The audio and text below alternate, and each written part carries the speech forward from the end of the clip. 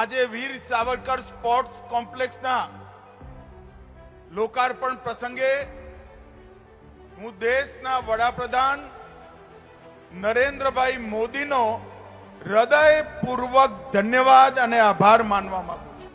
હું મારા ગામથી 1978 માં અમદાવાદમાં રહેવા આવ્યો, આજ નારણપુરા વોર્ડમાં રહ્યો।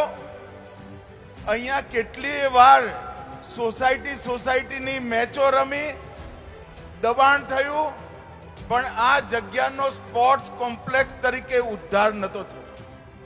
હું મોદી સાહેબ પાસે ગયો, મેં કહ્યું સાહેબ મારા ઘરથી 400 મીટર દૂર એક 21 એકરનો પ્લોટ સ્પોર્ટ્સ કોમ્પ્લેક્સ માટે પડેલો છે, જો તમે મંજૂરી આપો તો ત્યાં આગળ એક સ્પોર્ટ્સ કોમ્પ્લેક્સ બને। ખેલ જગત એ તો આ દેશનો આત્મા છે।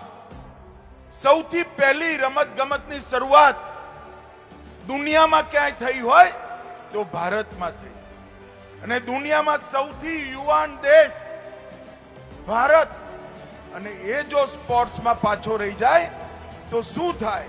અને મોદી સાહેબે ખાલી યોજનાઓ નહીં, સ્પોર્ટ્સ ઇન્ફ્રાસ્ટ્રક્ચર વર્લ્ડ ક્લાસ હોવું જોઈએ, ખેલાડીઓની ટ્રેનિંગ વર્લ્ડ ક્લાસ હોવી જોઈએ, ખેલાડીઓનું સિલેક્શન પારદર્શી હોવું જોઈએ, અને જે રમે છે, જે સારું રમે છે, એને ભારતનું પ્રતિનિધિત્વ કરવાની તક મળી। ગુજરાતનું સૌથી મોટું અને દુનિયાનું સૌથી આધુનિક સ્પોર્ટ્સ કોમ્પ્લેક્સ બન્યું છે। મને ખબર છે કે હું દુનિયાનું સૌથી આધુનિક કહું એટલે કાલ મીડિયા વાળા મને પૂછવાના છે, પણ આ દુનિયાનું સૌથી આધુનિક શબ્દ મારો નથી।